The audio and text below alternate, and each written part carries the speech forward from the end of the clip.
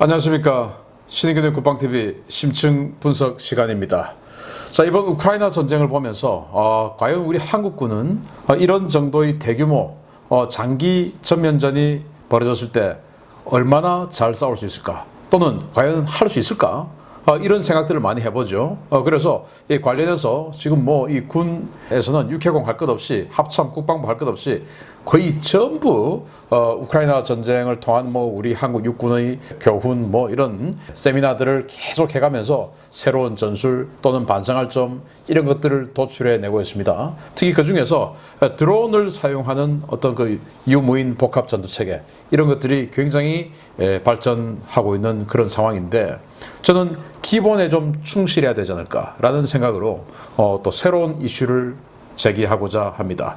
자, 세계 최강 포병 강국의 신기루, 한국군 이대로 괜찮나? 라는 주제인데요. 이번 우크라이나 전쟁을 보면 우리 한국 포병은 정말 강하다라는 걸 느낄 수가 있습니다. 왜냐? 우리는 155mm 자주포만 하더라도 무려 2,000문이 넘죠.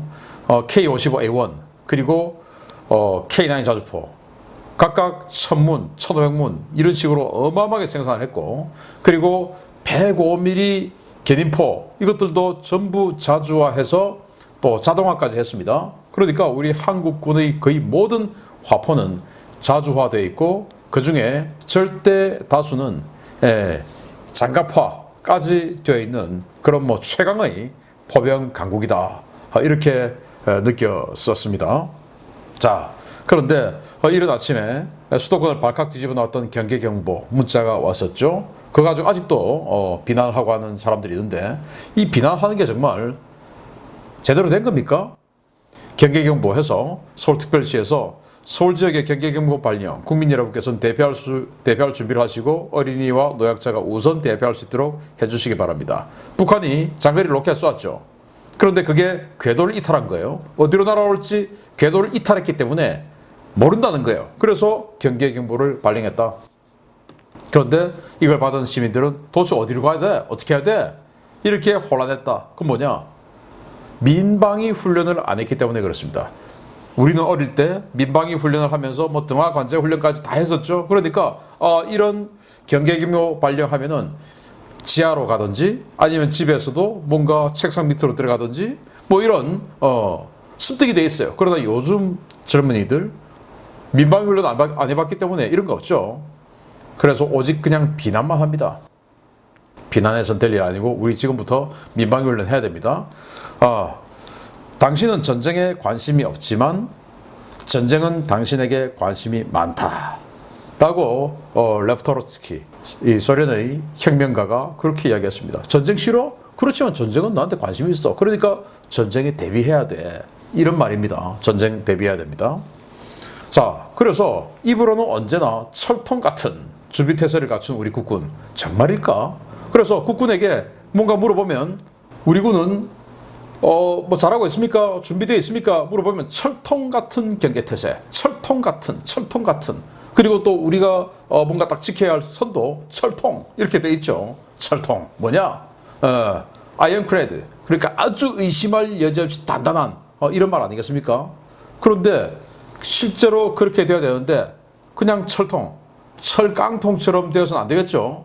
그래서 정말 우리 군은 어떤 상황에 있는지 이번 전쟁을 보면서 우리 포병 문제 보겠는데, 포병 문제 그러면 탄약 문제를 제일 먼저 떠올리죠. 우리가 지금 우크라이나에 한국의 155mm 탄약, 세계 최강의 생산국인데 155mm 탄약을 지원을 해주면서 우회적으로 우크라이나가 대반격 공세에 나설 수 있는 여건 조성이 되고 이런 상황인데, 포병, 탄약이 제일 먼저 떠오르죠. 그런데 오늘의 핵심은 탄약은 아닙니다. 일단 먼저 말씀을 드리면, 자, 22년 국회 국방위원회에서 정성호 의원의 국정감사 자료 중에 이런 말이 있습니다. 육해공군의 전투 예비 탄약 비축량 자료를 분석한 결과에 따르면 한국형 삼축체계 중 한국형 미사일 방어체계의 핵심으로 꼽히는 공대지 정밀 유도탄과 패트리어트 계열 미사일 비축량이 기준치에 크게 못 미쳤다. 북한 장사정포 갱도와 미사일 포대 폭격 주력 무기인 공군의 합동 정밀 직격탄 GBU-31 비출량은 31분 기준치 대비 35%, 61분 대비 23%에 그쳤다. 육군과 해군의 예비 탄약 확보율도 31분 기준 80에서 90%대 수준에 그쳤다 라고 나와 있어요. 자, 그래서 지금 뭐 미사일들 엄청 날아올 때 이 우크라이나의 방공 무기들이 요격을 하고 하는데 그 요격탄이 계속 있어야 요격을 계속해 나갈 수 있는데 이런 재고 지금 우리도 준비해야 되겠죠. 자, 이건 나중의 일이고, 자, 일단 육군과 해군의 예비 탄약 확보율도 31분 기준으로 80에서 90%대 수준이다. 자, 그러면 30일 동안은 한 8, 90% 정도 쏘면서 30일은 버틸 수 있겠네? 라고 하는데 이게 아니에요. 이 31분 기준이라는 말은 뭐냐면은 통제 보급률이라는 게 있는데 이 통제 보급률은 뭐냐면은 우리 군이 어떤 A라는 포병대대가 자기 전방에 북한군의 부대 특성 그리고 지형 특성 그리고 증원되는 북한군의 어떤 증원군 그리고 전방에 우리 군을 나의 대대를 공격할 수 있는 그런 개연성 있는 전방의 작전 계획에 따른 어떤 그 진격 이런 것들 다 해서 개전 1일차, 2일차, 3일차 자 우리는 저 전방에는 부대를 격퇴하려면 1일차는 몇 발, 2일차는 몇 발, 3일차는 몇 발 이렇게 계산이 돼야 되는 거 아니겠습니까? 맞죠? 누구든지 맞아 그렇게 계산해야지 라고 하는데 이 통제 보급률이라는 것은 우리 부대가 필요한 만큼의 그 탄약이 아니고 우리 부대를 지원해주는 군수 지원 부대의 보급 능력에 따른 n분의 1, n분의 1 이렇게 해서 우리 부대에 보급되어 오는 탄약의 양이에요. 그런데 제가 여기서 밝힐 수는 없지만 정말 현실에 비해서는 턱없이 정말 깜짝 놀랄 정도로 부족한 수량입니다. 아니 뭐야 장난치냐? 라고 할 정도로 적은 숫자입니다. 그 장난치냐? 라고 할 정도로 적은 숫자보다도 80에서 90%밖에 안 된다. 통제 보급률이 라는 거예요. 자, 이런 상황에서 그러면 자 포탄 이야기는 뭐 많이 했으니까 포탄만 넉넉하면 문제가 없을까? 아니에요. 전장에서 날아온 심각한 소식인데 러시아 타스 통신이 보도를 했습니다. 우크라이나군 포병 장병들 중에 일부가 미국제 M777 곡사포 운용을 거부하고 있다. 포로로 잡힌 우크라이나군 장병들의 증언에 따르면 M777은 일제사격 후 포신이 파열되는 사례가 자주 발생하고 있으며 상당수 장병들이 포신 폭발로 죽거나 다친다고 한다. 아니 이게 뭡니까? M777 미국이 우크라이나에 준 아주 비싼 경량 견인포예요. 아니 이게 지금 엄청난 큰 활약을 하고 있는데 포로로 잡아서 신문을 해보니까 이 우크라이나 포병 포로들이 우리 M777은 서로 안 가려고 그래요. 예를 들어서 포대 6문이 일제 사격을 하는데 가끔 그 중에 한 개 포가 터져버리는 거예요. 그러면은 그 운용하는 운용병들 죽거나 다칠 수가 있죠. 그래서 M777 겁이 나서 못 쏜다 라는 거였어요. 그런데 이 기사가 처음 나왔을 때만 해도 러시아가 심리전 하구나. 그럴 리가 있나? 미국제인데. 이렇게 생각했어요. 그런데 5월 30일 날 미국이 인정했습니다. 우크라이나에 준 포들 중 M777 중 상당수가 쿠웨이트에 비축되어 있던 포인데 그 쿠웨이트 자 그러면 쿠웨이트에 뭐 했겠습니까? 이라크전 뛴 포들이다 이겁니다. 얼마나 많은 사격했겠습니까? 그래서 관리 상태가 별로 안 좋아서 즉 노후도가 너무 심각하게 진행된 포를 갖다 준 겁니다. 그러니까 몇 발 안 쏘고 터져버리는 상황이 발생을 한 거죠. 야 전쟁에서 21세기에 포신이 터진다고? 어떻게 무서워서 쏘겠냐 이거? 이제 이런 상황이 되는 거죠. 그래서 이게 러시아군의 D-20 이게 지금 우크라이나군의 폴란드에서 공급받은 크랩 자주포 이 포신은 차대는 우리 K9 자주포 그리고 포탑은 영국제 AS90 자주포 이게 지금 최신 자주포인데 이것도 지금 포신이 지금 날아와 있네요. 자 그래서 통제 보급률 야 CSR 웃기지 마 서류로 전쟁하냐 현장은 달라 라고 이 지금 현재 우크라이나군 지상군 사령관인 시리키 상장이 이렇게 항변하고 또 6.25 때 한국을 구했던 장군 중에 하나인 벤플리트 장군이 그렇게 이야기를 합니다. 무슨 소리야 있는 대로 쏴야지 무슨 통제 보급률이야 라는 거죠. 그래서 전쟁은 통제 보급률대로 하는 거 아니다. 자 통제 보급률 이거 실전 상황에서 정말 따질 수 있을까? 6.25 때 소양강 전투라고 있었습니다. 어마어마하게 치열한 전투였는데 이 소양강 전투 잘 알려지지 않은 전투예요. 그런데 정말 거의 대첩이다 할 만큼 그런 전투인데요. 51년 5월 16일부터 5월 22일까지 실시된 전투입니다. 중공군 제27군을 중심으로 한 대병력이 소양강을 도하해 국군 제5사단과 7사단을 격파하고 미 2사단의 측면 공격을 시도했으나 미군이 대규모 포격을 가해 9만여 명의 사상자를 내게 만든 전투입니다. 해당 전투를 중심으로 7일간 30만 발의 포탄을 사격해 벤프리트 화력의 날 또는 5월 대학살로 알려져 있습니다. 왜 우리는 이 소양강 전투 잘 모르냐? 일단 우리 한국군인 5사단과 7사단이 깨졌기 때문에 우리 6.25 때 수많은 전투가 있었지만 우리가 매일 이긴 건 아니죠. 그렇지만 우리는 이긴 전투를 잘 기억하는데 진 전투는 잘 기억을 못합니다. 왜? 교육을 안 하니까. 그래서 이를테면 현리 전투, 현리 정말 치욕스러운 이 대한민국 우리 한민족 역사상 가장 치욕스러운 전투 꽂아보자 이러면은 원균의 7천량 해전 이런 이야기도 있는데 현리 전투도 그에 못지않다 라는 박살난 전투도 있고 자 이것도 이제 우리 5사단하고 7사단이 깨졌죠. 그리고 이걸 역전시킨 게 미군이기 때문에 우리 잘 몰랐던 거 아닐까라고 생각하는데 자 27군 중공군 27군이 쳐들어와서 우리 5사단 7사단을 격파하고 그리고 미 2사단의 측면을 공격합니다. 여기서 미 2사단이 뚫리면 이제 춘천까지 그냥 하이패스로 내려가 버리는 거예요. 그래서 이 벤프리트 장군이 야 포사격 있는 대로 다 해봐 해가지고 어마어마하게 포탄을 쏘아서 30만 발을 7일 동안 쐈어요. 여기에서 48 포병대대라는 대대가 있는데 이 대대는 하루에 12,000발을 쐈답니다. 105mm포 우리 한국군이 지금 가지고 있는 똥포라고 하는 그 M101 그거 12,000발을 한 개 대대가 쐈을 정도로 어마어마하게 사격을 해서 30만 발을 쏴서 9만여 명의 사상자를 야기시키고 지켜낸 겁니다. 그게 소양강 전투인데 벤프리트 장군은 이렇게 해서 미 의회 청문회까지 끌려갔답니다. 왜 통제 보급률을 안 지키고 그렇게 많이 쐈냐? 앞으로 그러면 포탄이 갈 포탄이 없는데 왜 그랬냐? 라는 걸 이제 가서 증명해야 됐었어요. 그 정도로 이제 통제 보급률 따지는데 실제는 그렇지 않답니다. 이겨야 되니까. 자, 그러면 포탄만 많으면 무한대로 포격이 가능할까? 포신에도 수명이 있다는 겁니다.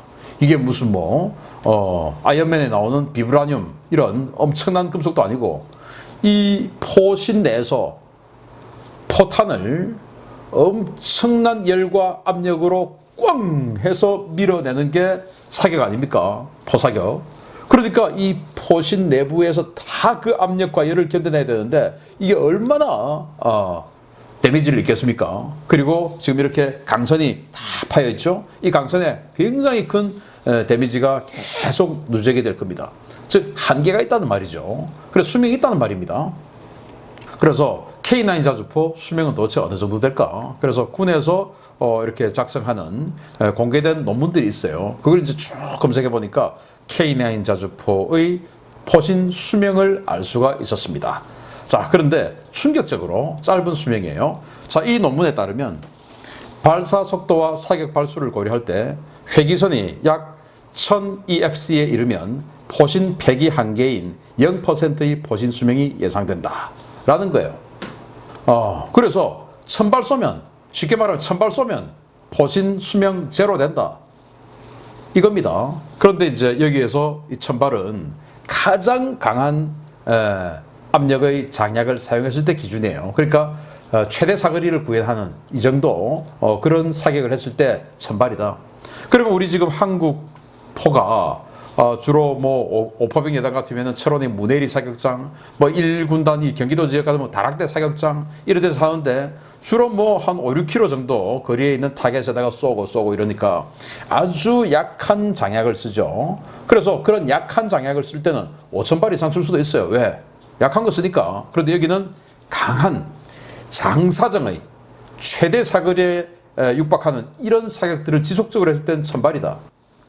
자, 그러면 1000발 아니네. 그러면 5000발 또는 3000발 이럴 수 있잖아. 아니죠. K9 자주포 이런 거를 실제 전장에서 적진 5km 앞에서 쓰겠습니까? 아니죠. 30km, 40km 후방에서 쏴야 되지. K9 자주포 같은 걸 5km, 뭐 박격포도 아니고 박격포도 5km까지 가면은 두렵죠. 10km 이런 데 쏴야지. 그러니까 훈련장에서 문해리 사격장에서 다락대 사격장에서 쏘던 그 장약 못 쓴다 이겁니다. 그러니까 거의 최대 사거리 해야 되니까 실제 전장에서 선발 쏘면 포신 끝난다 이겁니다. 우리 K9 아무리 잘 만들어도.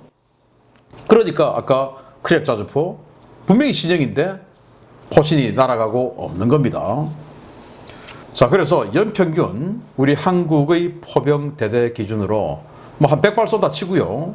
100발 사격하는 각 화포 포신 교체는 이루어질까? 이 국방홍보원에서 이렇게 내놓은 이 영상들 중에 하나인데요. 자, 이게 이제 창원에 있는 정비 공장이에요. 창정비하러 갔어요. 야전에서 K9이 12년 정도 운용하고 나면 정비창으로 구성됩니다. 그래서 여기서 이제 창정비 해줍니다. 이 말이 되겠죠. 그런데 12년 운용했는데 포신을 교체를 하는 모습을 안 보여줬어요. 그냥 닦기만 닦더라고요. 이 영상 보면. 왜냐? 한 1년에 한 100발 정도 쏜다고 보면 12년 해봐야 1200발 아니겠습니까? 1200발인데 아까 그 논문에 나와 있듯이 최대 사거리를 구현했을 때 1000발이란 말이지. 그냥 일반적으로 그냥 뭐 아주 그 약한 장약 쓰면 뭐 한 5000발 이상을 쓸 수도 있는 거죠. 그러니까 포신 교체할 필요가 없습니다. 그러니까 이게 닦고 그냥 다시 보내주는 거예요. 자, 그러면 이제 궁금한 거. 그럼 야전에서는 포신 교체 하나? 라는 의문이 생기는 겁니다. 이게 오늘 핵심입니다. 자, 야전 K9 포병대대의 충격적인 실태입니다. 예비 포신 없어요. 그리고 자체적으로 포신 교체 훈련 안 해요. 이게 2016년에 크게 홍보했던 포신 교체 훈련 모습입니다. K9 야전에서 포신 교체 훈련한다 해가지고 대대적으로 홍보했어요. 그런데 이게 이 포신 교체 훈련하는 이 주체가 어디냐? 군수지원여단. 그러니까 과거에는 뭐 1군 지사, 3군 지사 이래서 각 군별로 1군, 3군 이렇게 해서 군수지원 부대가 있었는데 지금은 이제 지상작전사령부로 바뀌었기 때문에 각 군단별로 군수지원여단이 있죠. 그 군수지원여단 군단에 있는 그게 정비대대가 하나 있는데 그 정비대대에 와서 해주는 거예요. 자, 예를 들어서 5포병여단이다, 1포병여단이다. 철원 지역은 5포병여단, 그리고 이 경기도 지역은 1포병여단 다 지켜주죠. 각각 그 5포병, 1포병 할 것 없이 그 예단별로 각각 10개가 넘는 155mm 자주포 대대들이 있죠. 그런데 전쟁이 나가지고 뭐 한 개 대대 18문씩이니까 그냥 꽝꽝꽝꽝 쏘는데 어느 날 갑자기 포신들이 마구마구 깨지기 시작해요. 그런데 그 포신을 교체해주는 훈련을 대대에서는 한 번도 해본 적이 없어요. 할 수가 없어요. 그리고 예비 포신도 없어요. 어디 가면 있나? 군수지원여단에 가면 혹시 있을지 모르겠다. 군수지원여단 전화했습니다. 우리 지금 포신 지금 깨졌어요. 빨리 와서 좀 고쳐주세요. 군수지원여단에 여기저기서 각 대대에서 각 포대에서 마구마구 전화가 옵니다. 포신 좀 교체해주세요. 그런데 여단 정비대는 하나입니다. 이렇게 가서 언제 다 하겠습니까? 그래서 그러면 우리 한국군은 원래 이랬냐? 과거에는 또 했답니다. 2006년에 5포병여단의 모 대대에서 203mm 자주포, 그러니까 과거에 8인치 자주포라고 불렀던 그 어마어마하게 굵은 자주포, 그 포신 교체 훈련을 하다가 병사 한 명이 깔려 죽었습니다.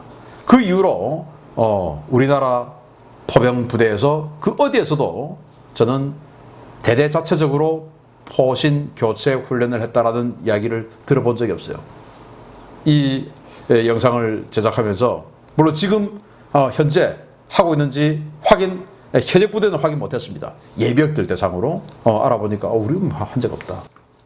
이게 현실이라면 정말 충격적인 거죠. 우크라이나 전쟁을 대비해 보면 포신이 어느 순간부터 꽝꽝 터져 나갈 텐데 이 대대 18문 중에서 그 대대 18문을 지휘하는 포반장들이 있을 것이고 부사관들이죠.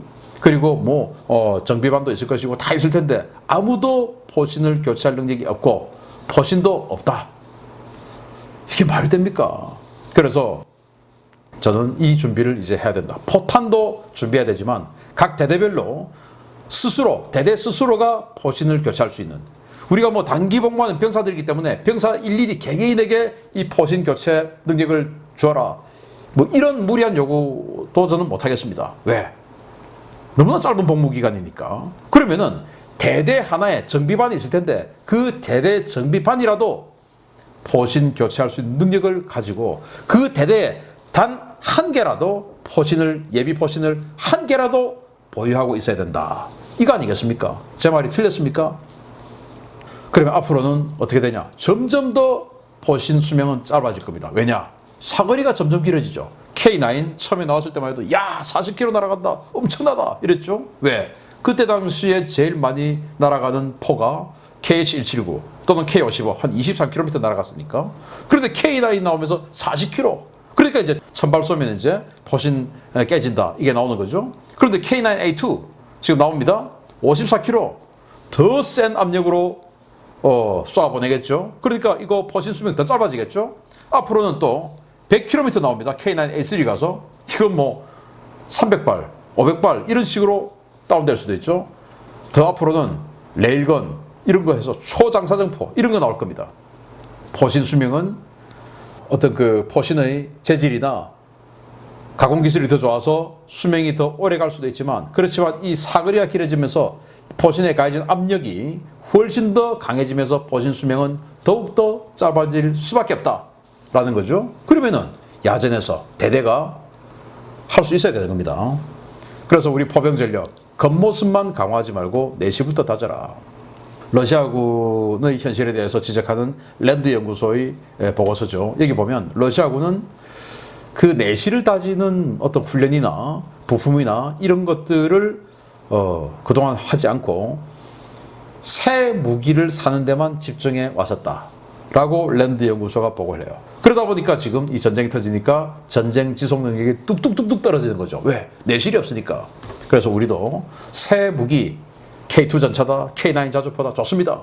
그렇지만은 이 K9 자주포를 현장에서, 전장에서 이런 식으로 1년씩 진행됐을 때 계속 우리 군이 운용할 수 있는 그런 내실 있는 포병을 만들자. 그래서 포탄, 우리가 주제의 사실인데 포탄 외에 포신 교체 훈련을 대대별로 해야 된다. 그 능력을 대대별로 줘야 된다. 그리고 대대별로 여유 포신을 대대 정비반이 반드시 보유하고 있어야 된다.